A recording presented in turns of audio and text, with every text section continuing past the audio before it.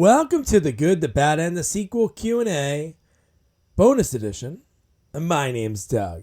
So this week's interview is pretty special because anytime I get the chance to talk to somebody that's from the great state of New Jersey, I get a little more giddy. And man, I had such a blast talking with actress and filmmaker Devanny Pinn. Devanny is a South Jersey girl. We've talked about a state that really isn't. You drive tip to tip in probably 2.5 hours, and there's so many different little sections within that. So we talked about that. We really talked about, growing up, she was always a performer for as long as she can remember. Then when she went off to college in Arizona, she does a little small horror movie called The Lonely Ones, and then from there, people were just reaching out to her to be in her, their films, and it just kept going and going and going. And I've never heard an origin story from anyone I've ever interviewed that was like that. Like, hey, you're great in this. Can you do this? Oh, you're great in that. Can you do this? And just over and over and over again. But she had so much we talked about. We talked about her times when she was doing some of those reality shows like Tila Tequila and Bret Michaels. How Lloyd Kaufman, looked out for her. How she became friends with Vernon Wells at cons before she even saw any of his work, like in Commando or Mad Max. I loved her stories about, quitting day jobs when they wouldn't let her, off for auditioning. Her music career, Piranha 3D, and some crazy stories about playing Casey Anthony. But more importantly, her new movie that's going to be out soon, it's called The Black Mass. Really cool. When we recorded this about a month ago, she was getting ready to do the premiere at a film festival in Florida. So she said there were some other ones in the works. So hope they would do one around here because it'd be pretty cool to go and check it out. Or when it comes out, I'm definitely going to buy it, support the people that, are making movies, and especially supporting people from New Jersey, right? Why not? But before I start the interview, do me a favor. If you're new here, please subscribe. If you've been here a while, if you've been here before, welcome back. I love your haircut. I love it. It looks great. And be sure to follow us on all social media at Sequels Only, on YouTube, wherever you find us, just like us, share us, whatever, just so other people can hear amazing interviews and sequel reviews. And this week's interview with actress and filmmaker Devanny Pinn. So it's awesome. So are you from New Jersey? Yes. That's awesome. I'm in New Jersey. Well, that means you're awesome. Clearly. Yeah, of course. Are you at South Jersey? I saw in your little bio there was South Jersey for the ballet, so I guess you were down there. Yeah, we were over the bridge from Philly, Cherry Hill area. Yeah. Okay. So Philadelphia, New Jersey. It's still Jersey, but it's a different world. Even where I'm at, I'm in Hunterdon County, and it's pretty wild. It's only 30 minutes from where I grew up in Middlesex County. But it's all Philly stuff out here. TV, everything. And it's really, I could still get to New York quicker driving, which is wild. I think it's funny how such a small state has very, very strict lines, and the culture is very, very different no matter what county you're in. I just thought that was normal growing up until, I moved out west. And then, we have I'm in California now. We have Northern California, which is a culture, and Southern California, but it's massive, you know what I mean? And it's more of a gentle divide, whereas in Jersey, you get it wrong, someone fist fights you, you know what I mean? So yeah, that is true. So at what age, what was this is what I love talking to people about. Credits are really cool, but I love the origin story because it's not a normal job. No. It's not you go to school and you're I want to be an accountant. It's you apply for an accountant job, you get an accountant job. When you're applying for an acting role, directing, producing, whatever, there's so many other people trying to do it, and there's only one role for what you're looking for. Or maybe that what fits would be the director, the casting director would be this is a role that you could be. It's not like everybody goes out for 7 different parts. So what was it growing up that you thought about, I want to be seen when you're, you're doing ballet? Um, I I've been a performer as long as I can remember. My mom has like a favorite story about us going to Atlantic City when like the golden Nice. age, right, of Atlantic City. And I was 2 years old, and they were debuting one of the new hotels there. And there was a band in the lobby for the celebration, and they said, "Does anyone want to come on stage and sing something?" And I pushed all the adults out of the way, grabbed the microphone, and sang a song at age 2. So that's just always been me. It's kind of always what I've known. I wanted to do. I knew how to do. Um, and so it wasn't really a matter of like if, it was how I was gonna do it. Yeah. And a lot of people ask me like, "Hey, how do you get started in it? How do you pursue it?" My advice always is like, don't.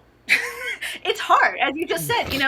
What other job on the planet is, everyone you've ever met shows up in a big room and only one of you leaves with a job? It's not normal. It's really hard. Um, but I just don't know how to do anything else, so I had to figure it out. Yeah. That's a great answer. That's what most people, you have to have like that will, and it's almost like you You have to be to nutty. have You to be a little weird, it. a little kooky to Oh really, yeah, yeah. yeah, yeah, yeah. And you have to just have that thing in your head. You have to have like no Yeah. fear, because after like rejection, it's like, that's gonna happen. But then Totally. when you have that great moment, It's, you have to have super, super thick skin. And even people who claim they do, like, this is still a test, because sometimes, like, in the heyday, you go out 10 times for auditions in a single day and just constantly hear no. Some people go years hearing no all day long, and it's like it takes a toll on you. You have to have incredibly thick skin, incredibly unnerving resolve. It's just, but it's a process of like weeding out the pack, kind of. You have to stick with it. And it's funny, like I've been doing this now almost 15 years, and so I'm starting to see, I've seen that like the herd's clear a little bit. So those of us who are left, and a lot of them are much more prolific actors than I am, celebrities, they'll tell you like, I'm no better than anyone else, I'm just still here. And it kind of is true. yeah. It's a numbers game, and eventually, if you hang in here long enough, you're the only one left, and you get the part. It's funny. I don't know if you ever heard the quote by Stephen Colbert. I don't know how many. I'm sure he said it on maybe the late night show or like throughout the years, but he said it in the Dana Carvey documentary about Too Funny to Fail, about the Dana Carvey show, and he said that Steve Carell told him, because he was Steve Carell's understudy at Second City, and he said to him like, if you stick it out long enough, like you'll get your shot on TV. Doesn't mean you're gonna make it from there, but you have to just be, people have to talk about it. You're in so many different auditions, you see the same Yes. people, maybe the same casting director. It's, But it's it's a crazy. Now, crazy you world. said like when people Yeah. when actors go, when I talk to actors, most of the time they're always like, there's always work going on, but it's so crazy when it comes to writers, because obviously each facet of movie making or on TV, like people are always honing their craft and getting better and better. There's so many great writers I've interviewed, and it's like they're always writing. They have so many scripts, like probably 10 times the scripts that actually got made. It's crazy when you're like, man, I can't believe you didn't get a movie made for 7 years, but that's how hard that part of the business Yeah. is too. I learned early on. So I work a lot. Like I work pretty consistently, and I'm very lucky for that. But in Yeah. another way, I sacrifice too. Like some people would rather do one really big show, one really big movie, and wait 7 years in between to do that. And like I have ADD. Like, I wrap a project in like 3 or 4 days. I'll go by and I'll be like back to normal life, and I'm like, I've got to find something to work on. I don't know what to do with myself. So for me, Yeah. I like quantity, and so that's what I really go after. So I found that kind of in the indie horror scene. It allows me to work on 5 or 10 projects a year, as opposed to one every 7. And that there's no wrong Yeah. answer for what to pursue. It's kind of what your preferences are. Some people prefer to go to like acting class and like auditioning. I hate both of those things. Like I want to be on set. so so it's just a matter of, that's part of the process too. Early in your career is kind of figuring out what your trajectory is going to be. Yeah, no, you're right. There is like that hard. And it's so I talked to so many people about this, and because you're getting into you direct and you produce, like there's like this weird thing when it comes, especially with horror. There's such like a taboo thing with it. I don't understand We're it, a little but taboo over like here. yeah, no, but I'm saying from the outside looking in, like if a movie looks good, the way it's shot, whether it's like $100,000 budget, $500,000, like if it looks good enough and you're getting that feel from it, that should mean that's something not bigger, because I don't want to say like the project you worked on isn't big, but it's like this weird jump from indie horror to like doing different projects that might have a bigger budget, and it's like it's ridiculous, and I think it's so silly. I've talked to a few horror directors, and like one of my buddies who I interviewed, Joe Castro, who's like the nicest guy ever, who I know you worked with him a few times, right? Yeah. We all work together. It's so like even with like Joe, yeah, it is, yeah. But Joe, like he's like amazing at special effects. Like what he does is like so like otherworldly, and I'm like thinking in my head, I'm like, why? Like he should be on huge projects. Like he has that skill, because what he does on those like micro budgets is like fascinating. But I know that when I went off on a tangent there, is I think it's so ridiculous. Like when people are like, oh yeah, well I did like 10 horror movies in one year, and it's like, all right, well, was the work good? That's all that matters. You know, did you enjoy it? That's right? The thing. I enjoy it. Like, and to everyone it's different. You know, to some people if it's a low budget, like there's no way it can be good. But for me, that tends to be my favorite stuff to do. I've done bigger stuff. I did Piranha 3D, which is one of the largest budget horror movies there is, and it's currently the holds the world record for the largest cinematic slaughter, which is how they got me, because I was like sold. So I've done like the mega blockbuster, and then I've literally done all in, like Joe will tell you the same thing. I've done the like my mom lent me $20 to make a movie, and you know I called in every favor I know, and so so I've done everything in between. And for me, that was also part of that learning process, was like, what do you enjoy? And something that you'll hear from a lot of people who work within our genre, Joe is a fantastic example of that as well. They're not untalented people. It's not because they couldn't get to the next level. It's because when you do get to the next level, it gets a little bit more corporate.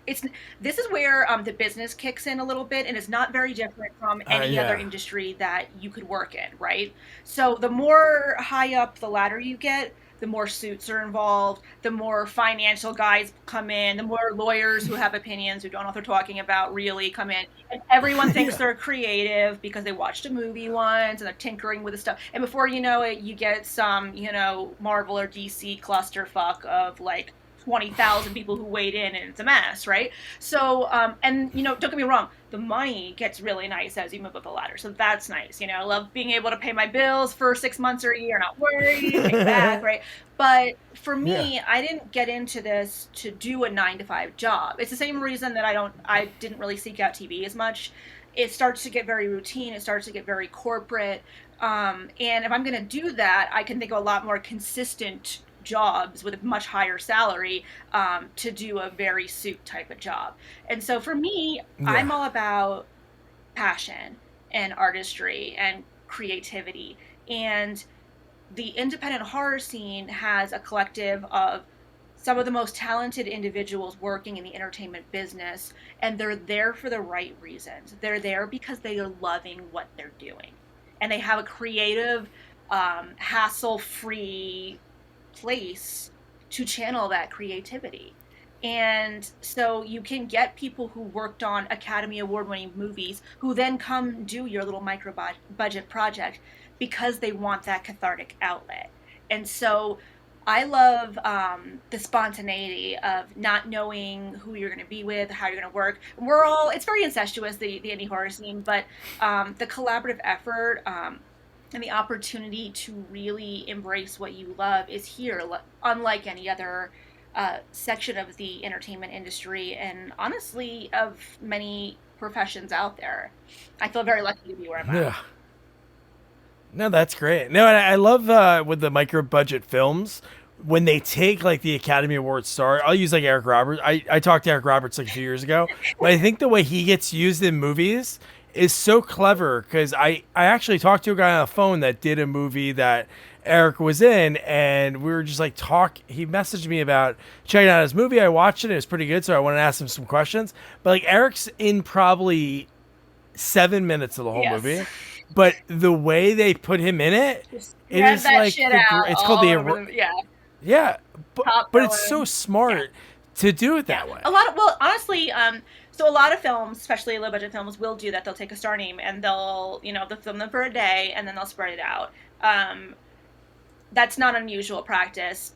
And honestly, that happens a lot on bigger budget stuff too. Like the last movie I just did was like 1.2, and which is a mid-level movie for this kind of stuff. And it was the same thing. They had a couple of people out for a run of show, which was like 3 to 5 days. They top bill them, and that was a larger budget. And the same thing happens at $5 and $10 million space too. Sometimes they'll have Nick Cage or Bruce Willis out for 3 days, and then it's a Bruce Willis movie. So it happens at every level. I think it's a little bit more transparent on the micro budget level. And Eric Roberts is the king of the ones. Nobody, but he's a great example. He's an Academy Award. He's been in he's been in Batman. I mean, he's been in everything, right? And what does he choose to do a lot of the times? He likes to work on more intimate productions, and he's decided to just go. I don't know if I can curse on your thing. Okay, you can, he decided to fucking go for it, right? So he just didn't do one or two or three just for fun or fill in the gaps. Like he's got 300 credits. Dude is a machine. He's got more than that. No, he has more. It's it's almost like 700 now. Because when I talked to him 3 years, I talked to him during COVID, and him and his wife were like, she's the best too. But he said one day, somebody offered him to do a movie, a small thing in India it was filming or something like that. And he was like, nah, I'm not going to do it. And she's like, why not? And he's like, well, you know what? I've always wanted to go there. So he used a little bit of that too. He was like, you know what? I can travel. And he loves it. He loves the giving back and the way he takes the pictures and puts them on his social media about being on set. But I think that's so cool. It's obviously the actor is getting the cathartic thing, because when I talked to Eric, he would love to do more theater, but a lot of actors, but it doesn't pay. So you can't rehearse for 10 weeks to do a 6-week production and you don't get paid. Yeah, it doesn't, or it pays super little, or it's contingent on people showing up. Yeah. And it's different in New England where you guys are. There's way more embracing the theater scene out there. It's way more respected. Yeah, go to the theater there. Here it's it's almost a joke. It's really sad. We have incredible productions with really, really talented people, beautiful theaters, and nobody cares. It's weird. No one wants to go to the theater here. It's all about TV and film here. So, and that sucks for local talent like Eric. If you're doing theater, it really is, a charity case, which sucks. Yeah, I know. Because it's that. A lot of people, it's that's their roots. That was the old school way to do it. It seemed like everyone that I talked to was either you went out to LA right away, or you came to New York in the 70s and 80s, and then somebody saw you in a play, and then you got flown out. That's how it was. So so you're doing ballet, and then did you stay local for school, or how quick did you go out to LA after high school? I actually did my senior year of high school in Arizona, because I was going to go to ASU. And cool. I was I had enough of the snow. I was I got to take a couple of years and go sit in the sun and bake. I can't I was living in the tanning bed in Jersey because I'm just so freaking cold. Those winters, man. So I was gonna go there. So I went and did my senior year of high school there to get residency. And in between high school and college, I was looking for a theater group. I did theater in South Jersey growing up. It was the only thing I was allowed to do besides ballet. My mom was like, you're not going to be an artist. You're going to go to school and be, a lawyer, a doctor. And I was like, okay, yes, Mom. And so I went out. I was going to just get a theater group so I could join community theater and get to know people in the area. And I couldn't find any theater auditions. I did 2 little productions in Arizona. And then what I ended up finding was an independent film audition. and my friend was going, so they're like, come along and just see what this scene's like instead. I'm like, what the fuck is an independent film, right? I was like, what is it, porn? I was like really worried. I was worried. So I went, and fortunately it wasn't. It was a horror movie, and they invited me to audition. I didn't know a thing about like protocol, how to do it. I didn't have an agent. I didn't have a headshot. I didn't have a resume. I went in and like I was a stupid teeny bopper. I had just memorized Cruel Intentions because I was obsessed with Sarah Michelle Gellar at the time, like everybody was. And so I was like, I don't have anything prepared for this audition. I was like, I'll just do a monologue from Cruel Intentions because I just memorized this thing. And I did it, and it ended up being exactly what the director wanted. And I was fortunate enough. It was just exactly the right place at the right time, the right thing that I said and did. And they were looking for a really unique, kind of kooky unknown, and that was me. And so I put the lead in it, and it came out, and I was like, I learned what low budget was. But I had a really special experience on that one because it was a month on location in the northern part of Arizona. So I got a crash course in filmmaking. We lived on site at the cabin we were filming in. The crew lived in one down the street. And so it was just nonstop every day for a month with a production happening around me. And that's not usual. Usually when you work, cast is very separate from crew. And at the end of the day, you go home, you don't see all the wrap out, all the load in, you don't see all the setup for things. They just invite you to set when everything's ready to go, and you do your scenes and you leave. So this was a very immersive experience, and I drove the crew fucking nuts. I asked them every question. What is this do? What does that do? What is your job? How do you do it? I mean, they wanted me to just die. Like, they could not wait. So, but what happened is I was absolutely falling in love with independent film, and with filmmaking process. So once that came out, I was hooked. Fortunately, it was unique of an experience. It did really well overseas, and so I started having people calling me.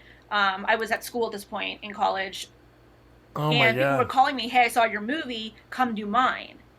And so that was happening more and more and more. And so I was leaving class and I was going on the weekends to film all over the place. And then when the movie came out here in the U.S., Lloyd Kaufman from Trauma, who you may or may not know. Oh, no, that's what I was thinking about. The way you're describing the filming, I'm like, that sounds like Trauma. It was very, like living together for 30 days. It was an experience. But he was being given a Lifetime Achievement Award in Phoenix at the time. In this new convention, and the movie played there, and he took me under his wing. He taught me all about the film business. He had me tour with him and his company to cons all over the country. I met a ton of people. Nice. And so at this point, like, there was nothing left for school. I was just constantly gone. And my professors went from like irritated. They were cheering me on. They're like, "Why? School will always be here. Go film." And so one day I drove to LA because I was going to film there, and I just didn't go back. And I was like, they're right. College will always be there. When it slows down, whenever that is, I'll just go back and pick it up. And I thought this would be like 6 months, a year tops. That was 15 years ago. And I never went back. I've been filming ever since. Wow, that's unreal. So what was because IMDb is always wrong. Was that called The Lonely Ones? That was The Lonely Ones, yes. And it's a tiny little movie, labor of love, but the people involved were really, really passionate people. The director, he teaches film at a college there in Arizona. It's an obscure movie now. I don't even think the company distributes it is around anymore.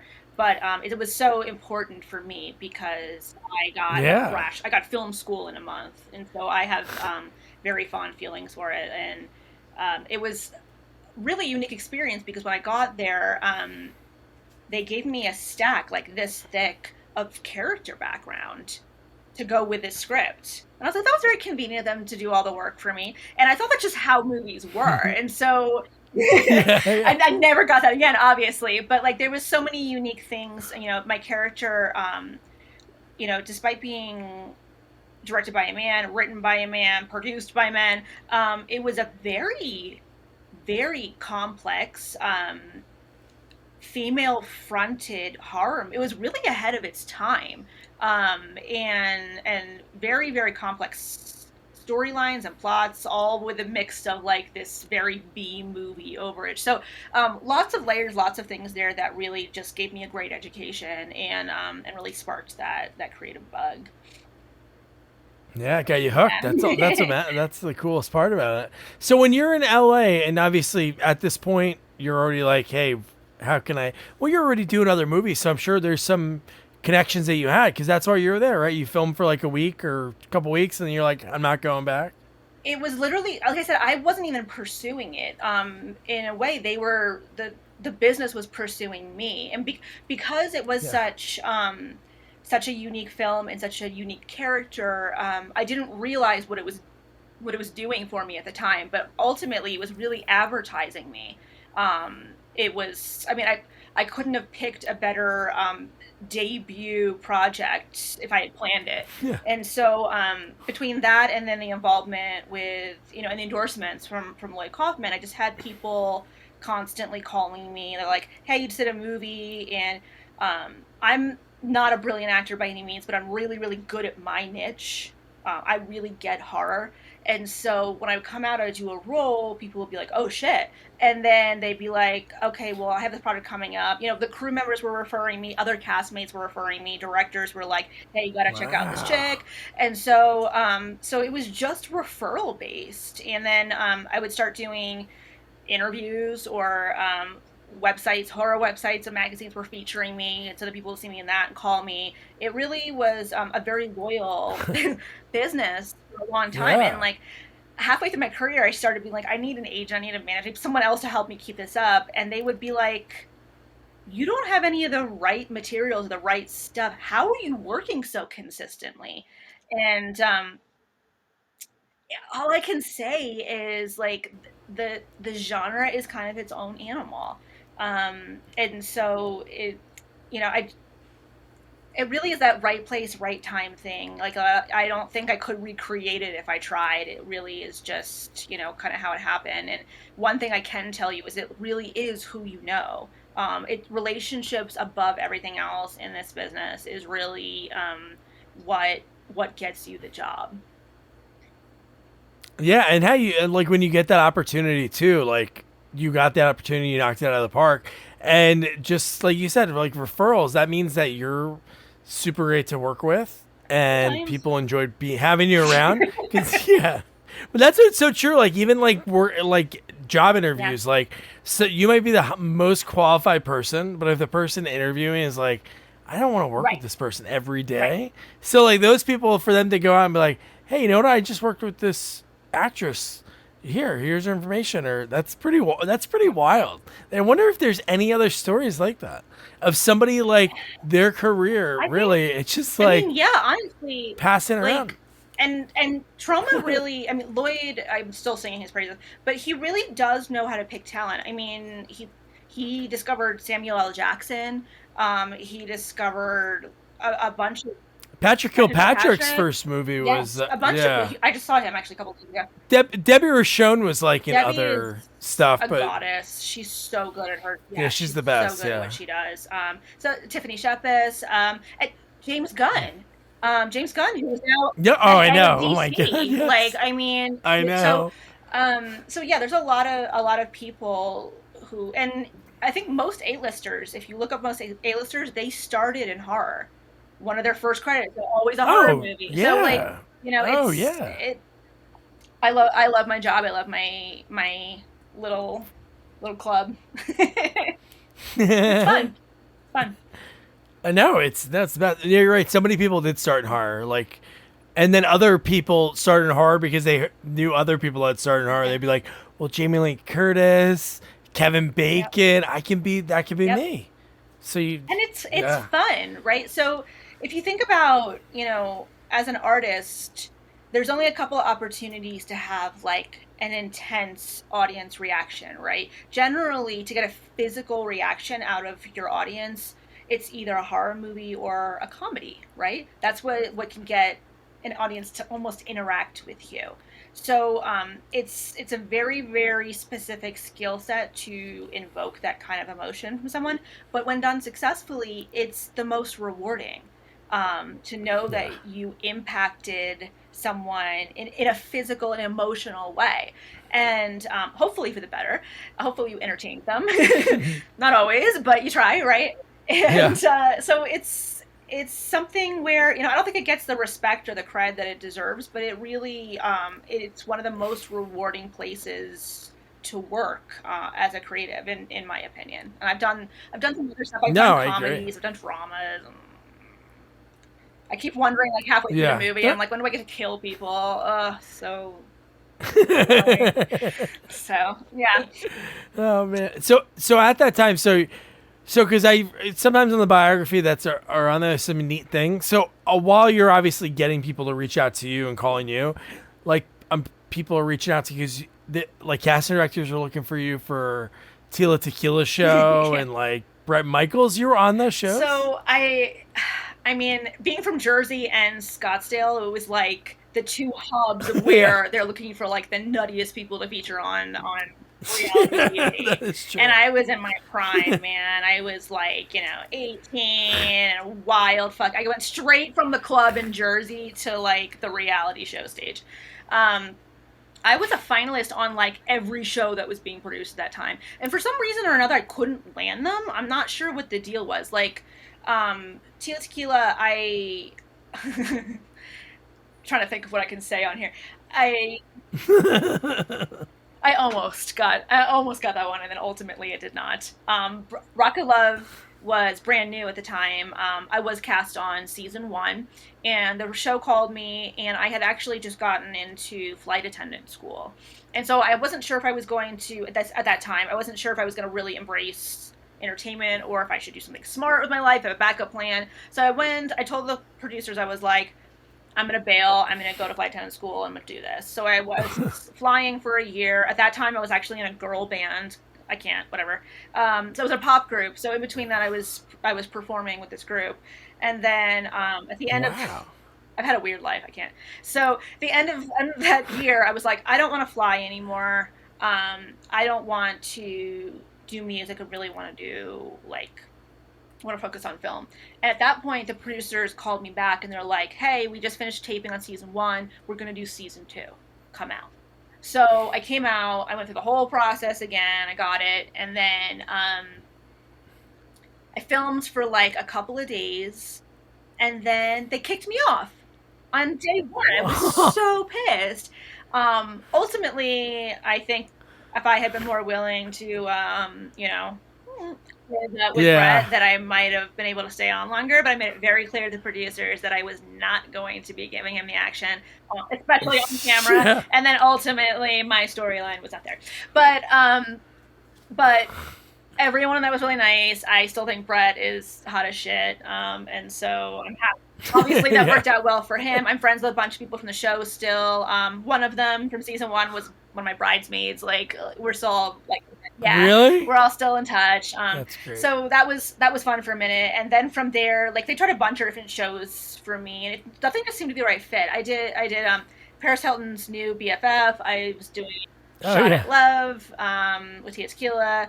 I did Scream Queens when they saw how much hard stuff I was doing. Yeah. So I went to the finals for all of these, and even like the first round of filming, and then it just wasn't ever they didn't know what to do with me. Like, I'm not quite the hero, I'm not quite the villain, I'm not quite the nice girl. Like, they couldn't figure out where exactly my character was. And so ultimately I was like, this is exhausting, and it's honestly, as fun as it is, like, there's free alcohol all the time and everyone's ready to party, but like, I need to, focus on what I'm doing. So at that point, that's when I really buckled down and did film full time. And thank God I did, because a lot of the girls who got on those shows as finalists, that made it towards the end of the show, and even some that didn't, the contracts were ironclad. So had I pursued one of them as a main character, they would have owned my rights for the next however long at different shows. Oh my Yes, god. that's why a lot of times you see these characters, you don't see them again for a while. It's because the production companies like own you. So I would not have been able to have my career would have been like my filming career would never have happened if I had pursued one of those shows. So That's crazy. So they can be like, yeah, you can't do any auditions or Nothing. anything. Wow. Nothing. And of course, the contracts are this thick, and so when you're a half drunk, 19-year-old girl, Yeah, you're you're not like, all like, let me right. get my lawyer to look at this. No, you don't. So it worked out perfectly. Again, right place, right time, worked out for me in that way, and I still had the buzz, like from all those uh, the Rock of Love shows still had me like on all the websites. MTV was running clips of me for my first few things. So I still got like some of the cred from it, but I didn't have to have the commitment of not being available for other stuff. So it was a win-win. Yeah, that works out. It's so crazy. So that's wild that you had that moment of like flight attendant school and you did it for a Yeah. year, and then you're like, yeah, I don't want to do it for a year. And then it's almost like good that these shows came calling because maybe that furthered you to say like, man, I really need film is what I Yeah. need to do. And Like I love this might be filming, fun right honestly. It now. was great. Yeah. Like I added that to my skills on my resume. I worked at Mesa Airlines, which did express flights for United and US Air, which doesn't exist anymore. And it was fun. I loved it, but it was a very inconsistent lifestyle. It wasn't stable, it wasn't steady, and it was gone so much. And I was like, if I'm gonna do that, I want to be doing it in what I'm really passionate about. And I did Yeah. go to the school, I did graduate from it, and I was certified. So again, it was a very solid backup plan if I needed to fall back on something. And then I just kind of had a little pep talk to myself, and I was like, look, if I really want to pursue this, I need to stop focusing on backup plans. I need to focus on plan A.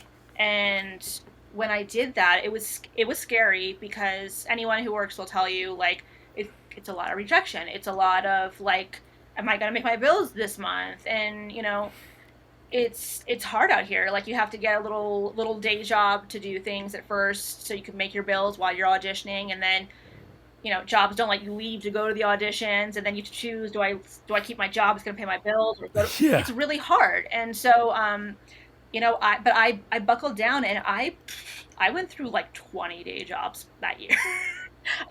Every time I had an audition or I had to film and they were like, no, you can't go, I'd be like, please sucker. Yeah, see. And I had to find another job again after it was done. So it was really crazy and really chaotic, but ultimately it got to the point where I just didn't need the day job anymore either. And, I'm just filming. And as my career That's awesome. progressed, I learned more and more behind the scenes. And so I started producing. And then I'm currently now chatting with everyone because I just directed my first film. And so, I'm really getting to explore other sides of the business part of our business, and that's been fun too. No, that's cool. That's such a huge moment to not have to have that day job It's anymore. so Do good. you remember like the project you So worked on, good. or like what it was that you were like, this is it? Yeah, I I was at Fangoria Weekend of Horrors, and it was in Santa Monica. I was in downtown LA, and I was working in Santa Monica at the time, which is like in traffic, like 2 hours from each other. It's ridiculous. And I was Oh working my god. at a gym, and as a Hooters girl, and and they were like, "You're late for your shit." I was literally at a convention with Lloyd, doing signings for my latest movie, and like I was just, I was hot to trot. I was a kid. I was like hanging with celebrities and like, weird people for some reason were watching my films and wanted my autograph. I was like, this is cool. And then I had my like $5 an hour job calling me, being like, you're late, you're gonna get fired. And so I remember I left, and I was like en route to go to my job, and I got there. By the time I got there with traffic, it was like the end of my shift, and like my managers didn't even look at me. They were like about it, and I just looked at them. And I was like, you know what? I quit. And I walked out, and I said, I'll never do it again. And I didn't. That was That's great. 12 years ago now. And I just That's said, I was awesome. like, I know what I want, and I'm willing to work my ass off and starve if I have to in the interim to make sure that this Yeah. happens, not that. And it was a rough 6 months, but I did whatever I needed to save money and make it work. And that extra time that I wasn't spending at a day job, I committed to my career, and it paid off. Yeah, no, that's great. And like so the Black Mass, how'd you get all those awesome people together? There's a 10 lot of years of great people that are in the favors. movie. Yeah. I cashed in every favor I've had in the past You decade did. to all come on this one. Well, a lot of them are my friends, and many of them I've worked with before. And several others know that that I produce some, and that I have, have some ins elsewhere. I do varying degrees of budgets of movies. So it's not like I work just in Z horror and I'm calling it a big favor, and they're gonna be like, oh, there's no payoff from it. So they know that when I take on a project, I bust my ass and I get it as much exposure as possible, and that I'm very committed to the process. I finish every film that I've set out to make. It all comes out, it all gets distribution. So there was a little bit of pitching involved to some of them, but ultimately, I know my business, and even on a more contained project or a more contained budget, as this ended up being, I've learned a lot of tricks of the trade to really stretch the dollar, to really to cash in the right favors, the right places, and ultimately everyone joined in to make this happen, and it's a very unusual project, but it's paying off so far. So far, people are liking it. It's the beginning of what's going to be a really great festival run. It's looking like the initial reviews are all extremely positive, and so little nerve-wracking, but so far it's going really, really well, and that's good for my favor score. Yeah, right. If it works out, then the next time they will answer some really big favors in return. So we'll see. No, it's just cool. Like sometimes, like I was saying before, like when like Eric Roberts and these micro budgets, even it's so cool when other movies that like you have these people that you never thought you'd see share the screen together. So it's kind of neat. Like like I've talked to Kathleen Kinmont, but I love Jeremy London, Lisa Wilcox. I was lucky enough to talk to Susie Lanier, who I'm sure. Are you friends with her? She's wonderful. Yeah, she's the best. Yeah. Like so many different people, to see them together would be really neat. I gotta watch that. Yeah, it's very cool. I mean, it's not a groundbreaking concept to have a lot of people from the genre in one movie, but you tend to see the same few people over and over grouped together. Funny enough, Eric Roberts did talk to us about being in this. Nice. It's really funny. Hi, Eric, if you're watching. There wasn't a part for him really on this one, but I really wanted an opportunity to work with a lot of the actors you see here that have been in different projects that work really consistently. Even some of the girls, are prolific horror actresses, but this particular group hadn't been in a movie together. And so I was really interested in bringing, familiar faces that aren't consistently grouped together in this. And, almost every major horror franchise is represented in this film in my cast. And so it's a really, really cool collaborative effort.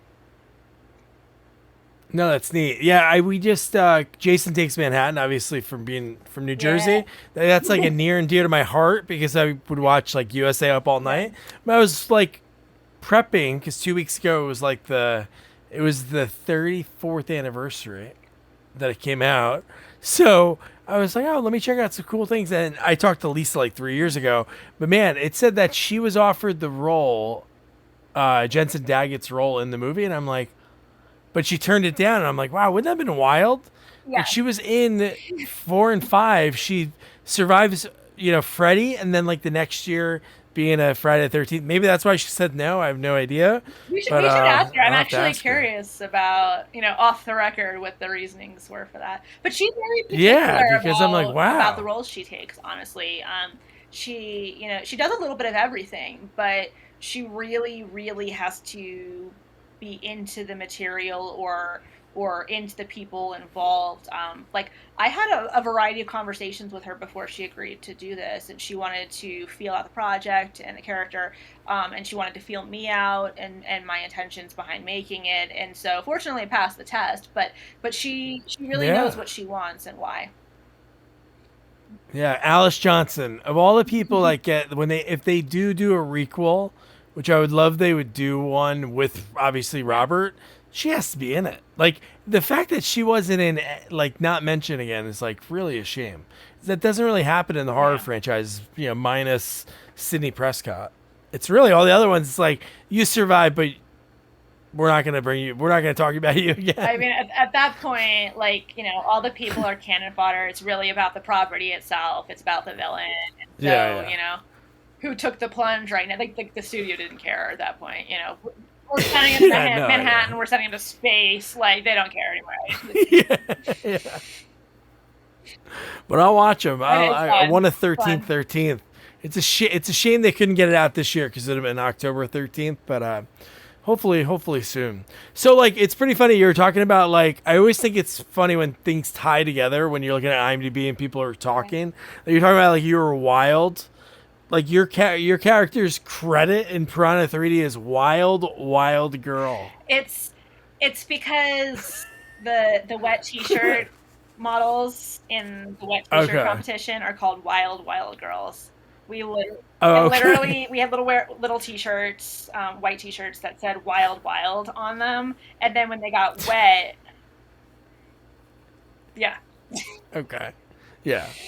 So is that a direct sequel to the second one? Is that is that in the canon of the old Piranha movies? I don't think so. I probably should know this. I don't. I've watched the originals and I love them. But the thing with this Piranha was, from my understanding, when I signed on to it, Alex Aja and the whole team, they were making a serious film. Piranha was not a comedy, and like when they pitched it as the biggest cinematic slaughter ever, they were going to put 1,000 kids in this epic massacre scene. It was supposed to be terrifying. It was supposed to be like a bloodbath, and I was like, yes, I'm into this. And fortunately and unfortunately, there was a lot of extra time spent filming the wild girls. I bet. This little, 5-minute scene of a wet t-shirt contest ended up taking like a week and a half to shoot. And, then we had like a couple of smoking hot porn stars as the characters, and they got a lot of time filming too. And before you knew it, they realized they had like a ton of footage of like smoking hot naked girls, and they forgot to film the rest of the movie, and they were out of money. So this movie like sat in post, and they held it for like a year, and they were like, what do we do? Wow. They were out of money. Like, what do you do with this half a movie? And so, being fucking brilliant, they had hired some like real horror people involved, because Aja's awesome that way. And the editors were like, okay, here's the thing. So they all got together. They decided, okay, we're just gonna put all of the footage of like the hot girls in there, like all of it, and we're gonna make it like a Girls Gone Wild, and there's piranhas there too. And so it was totally a gamble. They thought it was going to be this massive flop. Everyone was ready to hang up their stuff. And then it came out, and it, of course, did what it did. It was like a massive mega hit. And, and then, again, my part was supposed to be like a two-day thing there. I was there I was a little bit. I made the trailer. It was just this whole big thing. And then simultaneously that year, I did Nude Nuns with Big Guns. And it's a bit super popular. It was number one on Netflix for like 3 months. So I had both of those things simultaneously, and neither one was supposed to be a hit. They were just supposed to be fun little bit parts. And Nude Nuns ended up like top billing me on it, and Piranha came out and made this massacre scene with literally me at the center of it was like this global hit. So I mean, I rocked that right place, right time thing. Like, just, I rode that shit for a while. It was ridiculous, but. Yeah, that's awesome. But I think it's so cool. I think it's so good to work at different budgets, at different, parts behind the camera, in front of the camera, whether it be a lead or an extra. So even like it's cool, like you're doing all these probably like the indie horror, like Perfect Sunday, Bloodstruck, Los Angeles Ripper. Then it's like Woman in Nightclub. So you're on Dexter too. Yeah. So that's like a neat little like to be able to see the way different people direct. It was cool because again, those are things like that was a major TV show, and I didn't even have to audition for it. Like the director knew me, and they had seen me in like one of the other movies. That you never know who's a weird like closeted indie horror fan, and so when they saw it around like down, they wrote me in a cameo in like their season finale, and it was the center point, this big plot twist for the whole show. And I was doing nothing, and I was like making out with some guy, and like they were checking out my ass, and then my ass moves, and it's like a cutaway of a newspaper clipping that had like this big plot reveal for the whole fucking show. So again, it's just silly stuff, but I got credit out of it. I got to be on a major TV show. Like I ate lunch with Tom. Gosh, I'm gonna butcher this now. Colin. Oh, fail. From that show on Dexter? Show. I'm trying to think who the main who was it? Like one of the other cops? No, man, he's like massively mega star's kid. Oh my god. We'll edit this out. Okay. Oh my gosh. Colin Hanks. Oh my god. Oh yeah. When he was, that was a good season with him and Edward James Olmos. Yes. Yeah. Yeah, we went straight to that. That's what it was. We're just going to snip that little piece prior to that. I forgot. We'll snip that out. No, I think that's so cool that you have like the different. It's always just good to see how all different people work, because then you learn when you get the opportunity to be in that chair to be like, okay, I remember I really enjoyed seeing this, but I would never do the way that person interacted with the cast. Yeah, and I have a couple of those, and boy, would I love to talk about it. Oh. No, I know. I have some really famous directors that I would love to talk about, but I can't. Not yet. One day you'll have me back on, and I have some stuff to say, but we're not there yet. But I did have a wide variety of examples from different kinds of sets and kind of budget levels, and I always try to stress that, like, I work with a lot of film students, and I mentor some people, and I always stress that the best education you can have is being on set. So whenever you're there, don't just do your job and like turn it off. Talk to people, pay attention to what people are doing, why. It's not recommended to go to the video village or anything, but if you can not interrupt anybody, but listen to how they're making the choices they do, you can't get a better education than that. And I took all of that when that's great advice. To do mine too. Yeah, no, that's so cool. That's cool. So how'd you get connected with like giving back and like having mentors? Just people that you met on like the indie horror scene or at like any local colleges? So I speak at conventions and film festivals, and so it kind of happened accidentally. It's because I'm from Jersey, the huge mouth, and so when I would learn something, I would share it. And I didn't realize that's not something that's done in the industry. Everyone kind of hoards information, they hoard connections. And I've always been exactly the opposite. If I can help connect somebody, I will. If I have information from my experience that will help you, I share it. I'm not taking a fee for that. Like, occasionally someone will like buy me a drink or take me to dinner or something, but I spill everything that I know because nobody did that for me. I had to figure everything else out myself. And I don't think that other people succeeding is competition. I think that we can all succeed together. I think there's room for everyone. I want anyone that I help to go and be super successful and then one day turn around and hire me. I do. I just got an email actually in the middle of this. Someone who met me at Con who wanted to have a thing this morning. I had just spoken at Beverly Hills Film Festival on a finance panel for a lot of new filmmakers. And the other thing is a lot of people, when they do workshops or panels, they give you very PC answers like, do your best and work hard.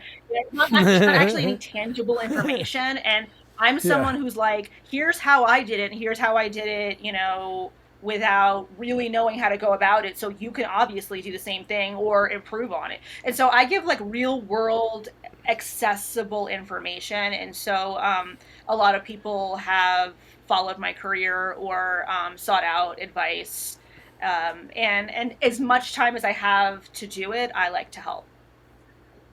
Yeah, no, because you're learning even while you're teaching Yes. someone.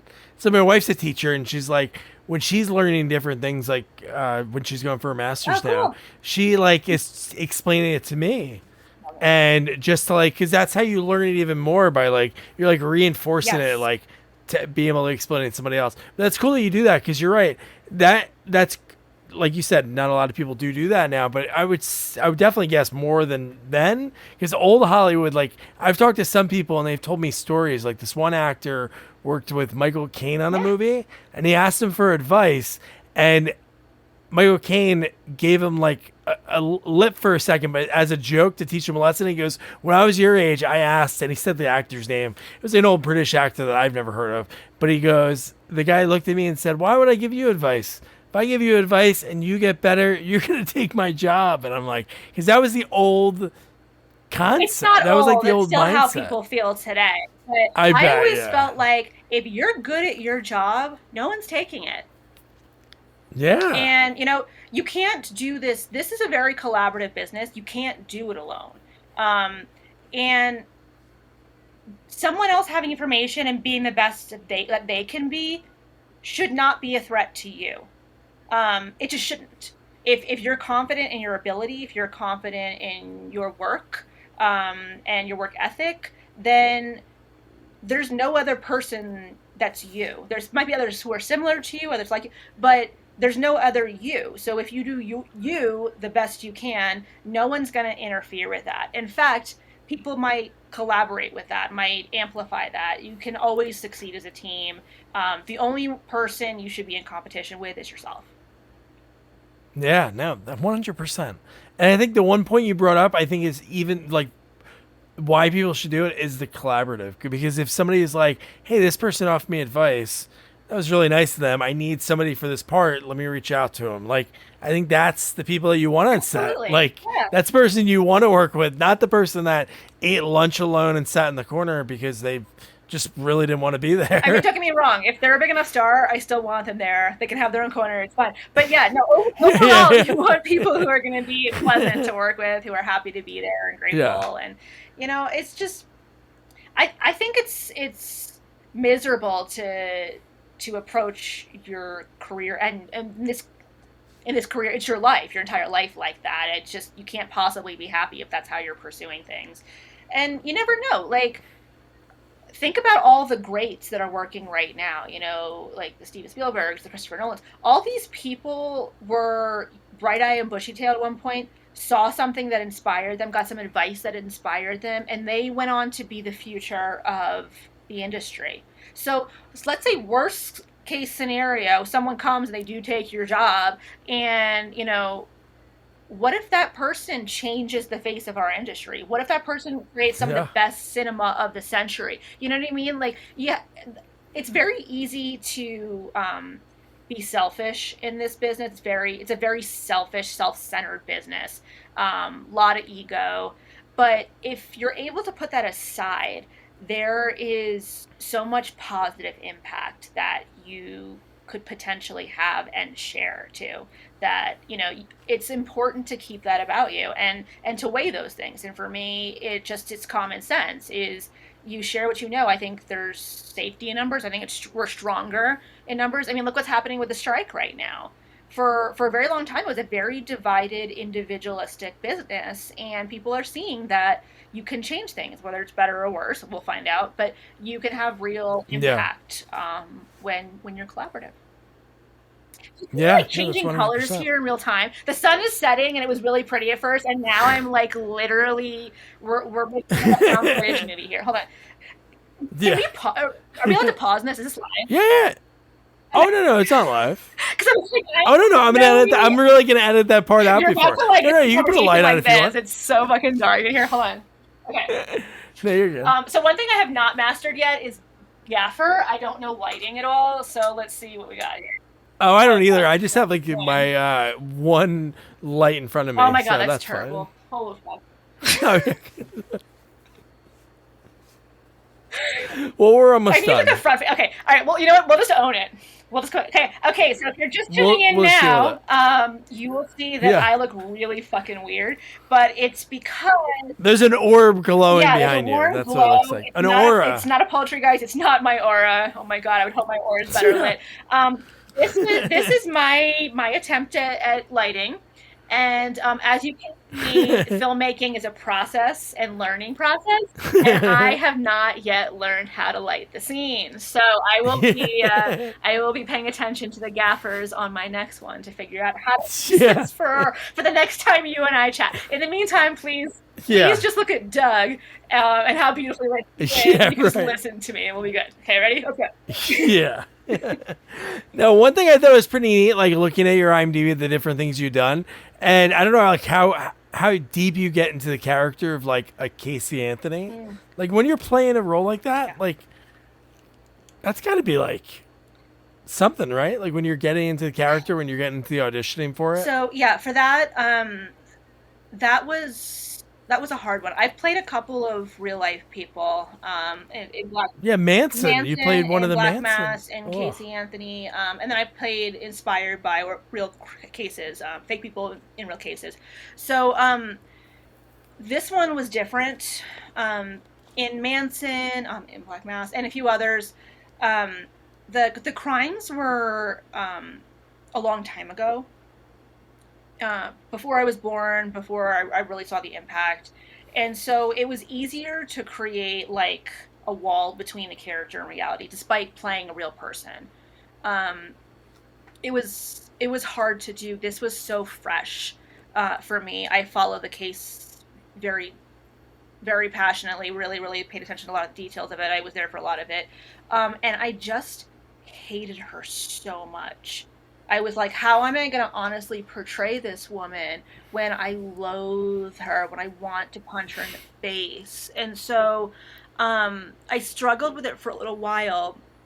And then ultimately, I'm somebody, I hate to use the phrases because they're annoying, but like, I guess you would call me a method actor. I'm somebody who embodies in character instead of like plays one. Nice, I like that. And so I was like, am I really going to dive in and like take on this person? And I struggled with it. And ultimately I did. I really immersed myself in her. I watched all of the transcripts from the crimes, all of her videos. I emulated her speech, and I listened to her testimony forwards and backwards, and really decided that I was going to be her. And so I did, and it was rough. The baby they cast to play Kaylee looked exactly like her, and the parents looked exactly like the parents. It was just the scenarios were so real, and it felt so close to home that it was one of the hardest roles I had taken on. But it was a successful shoot. It's, it was the number one debut for a TV show on ID Network, which if you're familiar with, you know how many fucking shows they have. Like, I know women who kill, women like to kill. Yeah, no, I know. It's still on Hulu. I think it just came back on Hulu after a couple of years break now. So it did really, really well. People really liked it. But one thing, they didn't tell us. So I got my scripts and my scenes, and so I knew my part of the story. But they didn't reveal to us. Excuse me, I'm getting like choked up. They didn't reveal to us the case findings that they were going to show on the show, like, the fact that the nanny was just a code name for the drugs she was giving the baby to go out and party, things like that. I was not privy to that information ahead of time. So, wow. So it was great. I was watching it screaming at the TV with everyone else because it was just so crazy. But I was grateful to that role because I really wanted to embrace television. I wanted to play something super challenging. True crime is my favorite subgenre. Really, I've been talking about this a lot with Black Mass. I think the scariest thing out there is people and what people will do to others. I think there's no boogeyman, no creature, nothing out there that's as terrifying as that. Every time I think I've seen it all, can't possibly get crazier. Just it does.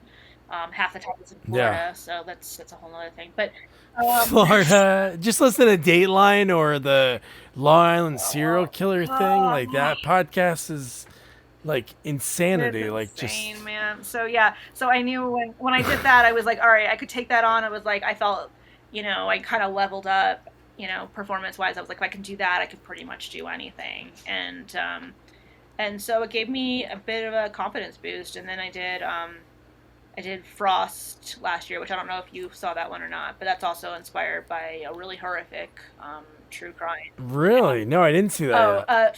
Well, do you like extreme horror?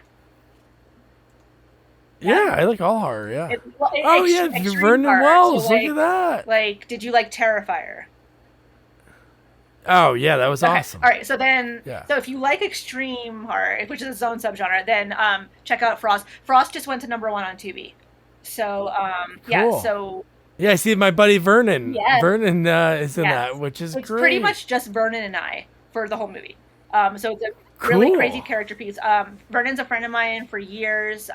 He's someone who showed me the convention scene. He used to put his table next to mine and kind of show me how to do things. He's amazing. He was already kind of like a father figure. Awesome. Yeah. So when I had this role, he's someone, he got a lot of props for the movie Frost because he's another Eric Roberts type that kind of shows up, does a little cameo, and goes away in all these movies. And no one really gives him the opportunity to showcase what he can do as an actor, and he's a phenomenal actor. And he plays my father in Frost, and he's really gives a beautiful performance.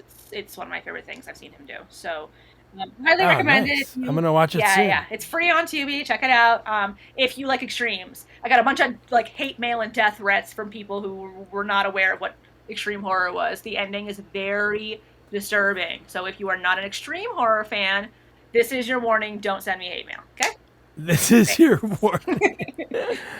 That's cool, man. You and Vernon, that's really because he's one of those guys. He's a really good bad guy, and he can be like really funny. Like you ever saw like the shrimp on the Barbie with him and Cheech Martin, like such a ridiculous. I interviewed Carol Davis, and she just talked about how silly it was. Like Vernon, this really like kind of like big dude, and he was just like he's hilarious. He's such like in real life, silly guy. Yeah. See, I knew him personally before I had seen him anything as like Commando or anything he was famous for. Yeah, really? I Bernie first.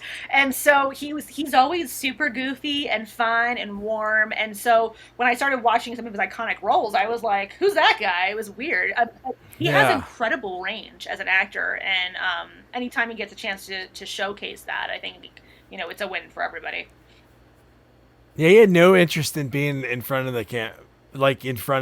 He didn't want to be behind, but some director in some commercial made him stand in front of the camera, not in the background. And then he got noticed, and then it just kept going and some going. Some people you can't teach that. It's sometimes people the camera loves them and finds them and sees interesting things in them, and he's absolutely one of those kind of people. So it makes sense. That's awesome.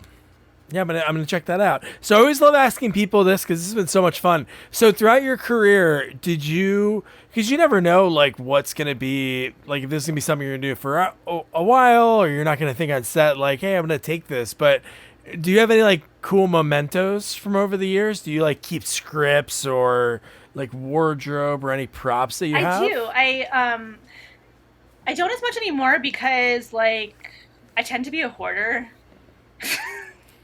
And so I was just collecting all this crap. My husband was like, what is all this? And so, yeah, I do. I have a variety of scripts. I like to keep weapons. If I die, I like to die a lot on camera. So if I have something that I die from, for a while I was keeping, if I have a wound, I would peel it off and I would put it in my script as I'm that's cool. So things like that. And then any knives or bullets or things like that, I'll just have them scattered around the house and, just have them around the house. Everyone else is all nice. They put them a nice little case or whatever. No, I just I'm trying to think if I have any stuff. They just just cleaned in here because my husband just did a press tour too, so it was all nice and neat. But like, oh, cool. What's your husband do? so my husband's a director. He makes action movies. Cool. Yeah. I do some of the stuff. Really? We work together occasionally. He actually wrote Black Mass. So yeah, oh, but he cool. How'd you guys meet? On set? on I'm set. guessing? Yes, he used to be an actor. He'll like kill me for talking about this now, but very beginning of my career, he was part of like the Tiffany Shepis, W. Rochon era, and so we met at conventions, and then I was at. Oh, so he's Trauma? He's not Trauma. But he was like like a VHS era horror guy. And the Michael Pare type stuff. So like mid-level horror stuff is where he started. And he was in metal bands too. He used to open for like Static X and Vanilla Ice. And wow. So awesome. cool background. I got hired to play his love interest in a movie in New York. And he's also an East Coaster. And we hated each other on set. But he thought that was funny, and so he convinced me to promote the movie by doing a convention tour, and then and wooed me during it, and then we started making movies together, and yeah, it's now we work together sometimes behind the scenes as well. Sometimes I'll produce for him, sometimes he'll write for me, things like that. That's awesome. You guys have such a similar background, obviously, like the film part, but also like the music part. Like, do you still do anything musically? I don't. And I was up for a horror musical, which I was very excited about. It was like my bucket list item to do. And it got killed during COVID. So, yeah. So, I'm hoping to do something with music in the film sense in the very near future here. I'm pitching a couple of things. So, hopefully that'll happen. Nice. And, a horror musical would be awesome. I know. I really want to. Like during like the chase scene, like hearing a song, right? Like hear them sing back and forth. That'd be hilarious. It's a lot of fun, and there's a great market for it. And I think honestly, like the whole thing with Barbie now, with kind of that tone of like serious but not serious, very theatrical. I think it might be the right time to do it. I might have an easier pitch, so we'll see how it goes. Oh, there's a movie that's coming out by A24 called Dicks. Have you seen the trailer yet? Yeah. Okay, so maybe that can help push it forward. When I saw the trailer, I'm like, who are these guys? And I'm like, all right, this could be pretty It's going to be great. I can't wait, honestly. Yeah. But, man, that's great. No, that's so cool you keep the weapons that you die by. That's pretty neat. Just, like, sit on the table. But they do. They're, like I said, yeah. So I got distracted and find them. But, like, this is just sitting on my couch. Nice. I have, gosh. What else is over here? I have random stuff everywhere. In the tables. That's a movie prop. I have like watches and stuff from movie props here. That's from the thing we just shot. See, I cleaned my room once and now I can't find anything fun to show you. And look at that. No, but that's still cool that you do that. That's pretty neat. Do you have any do you have a wish list that you just mentioned, like obviously like a horror musical, but is there any other type of, would there be another genre that you'd want to tackle? I know you love horror and that's like your, like you, but is there any other genre that you take like a quote unquote stab at? Occasionally I do sci-fi, occasionally I do action. Cool. But that's it. I like the dark. Go figure. Currently in the dark. Yeah, no, I like anything that's darker material. So I'll do like a variety of subgenres.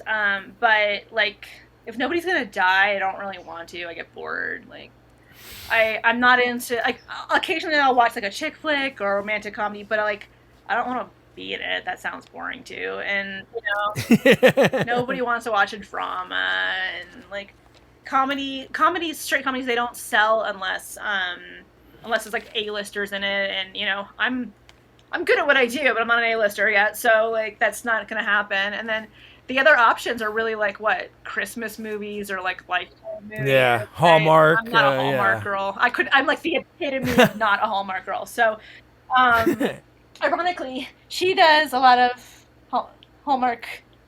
That's Chelsea Felton. Who? Yay! Hi, Chelsea. She does a lot of them. I found her from Lifetime and Hallmark. She is like amazing girl next door, an incredible actress too, by the way. So some people can fly back and forth and do both, but I stay in the dark where I belong. Yeah, that's where you have to do it. That'd be great. And a Hallmark horror movie, like a tone of a Hallmark movie. Never go for it, but if they would, I would do it. If they could be convinced, I would absolutely do it. Yeah, totally.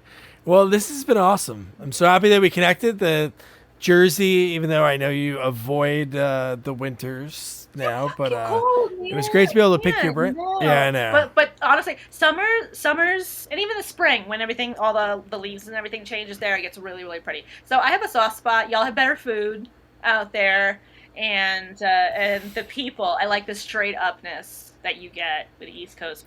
Yeah, I know. We lived in Portland, Oregon for a few years, and people are like really nice, and I felt like I was in the Truman Show. It feels fucking fake. I'm like, I feel fake for a living. Like, I want someone to have a real conversation, and nobody does. Everyone's really passive aggressive, and I'm like, you got something to say, just say it. And then they think I'm a bitch and I'm too intense, and it's like, So I have a soft spot for Jersey and the East Coast. I go out, have a cheesesteak, and talk the shit with people, and it's real. And so like, I do miss it.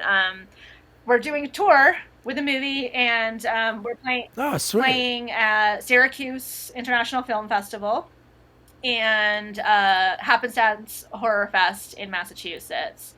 And we're up for a couple more in New England too, which hopefully I can share soon.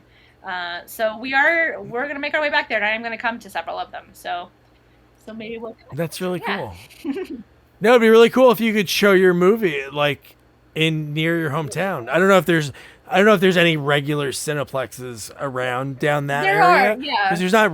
I haven't been back to my hometown in a while. They actually have like I think they have a horror festival in Cherry Hill, but I've just.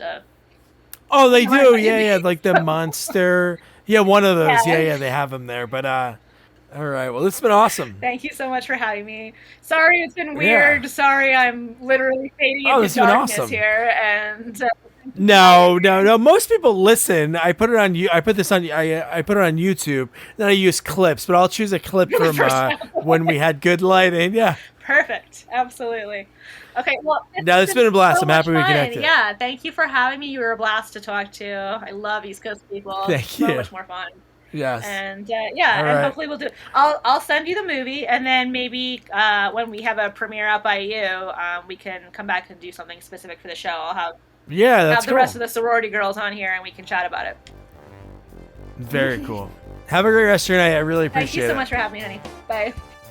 Man, the invite at the end was pretty cool, right? That Devanny said she'll get the sorority girls to come on and talk about the movie, which is pretty neat. And I love that your husband was in independent film too, and music. They have such similar backgrounds that work together. But so much fun talking with her. Great chat, man. It's so cool when I get to when I edit these a month later after I do them. It's so cool because I can experience it again from a different perspective, hearing the conversation like I'm the other person in the room. Lots of fun. Great interview. Devanny's great. Do me a favor, follow her on all social medias. I'll put them in the episode notes so you can check them out. But man, thank you, Devanny. And so next week, with the actor strike, the writer strike, it's just hard to get people that are in sequels. Devanny was in one sequel, but we said, you know what? We try to do older sequels for the most part. So we were thinking, you know what? Let's go back to what we were doing in the beginning of the year with the hall passes. We have a lot of people that are interested in doing interviews, actors and writers, but they just want to hold off. They want to follow, what their labor union said. And we totally respect that. So what we're going to do is we're going to try to cover a lot of sequels that we probably will never have an opportunity to cover because not a lot of the people that are in the movies are still alive, or it's few and far between the people are alive. It's hard to get in touch with them. So we're going to be covering The Golden Voyage of Sinbad, which is like 50 years old. And the movie's like $4 wherever you want to rent it. So wherever you can think about, search for it. And I haven't double checked yet, but I'm pretty sure it's free on YouTube. Usually when it hits like a certain year mark, it's usually available on there. But so that's going to be next week. And then from there, we'll have some other sequels that we've been thinking about. If there's any that you want us to cover, please, at Sequels Only, we've done polls online and posted, hey, you want to check this, what sequels should we cover? And there's some are so obscure, they're just hard to find. So give us one that we can find that's on like Tubi or Pluto. A lot of people check out, and we'll do it. We will, I promise. So don't forget to review, rate, share our podcast. Follow us on all social media at Sequels Only, and don't forget to check out our website, sequelsonly.com. Good night. Good night, guys.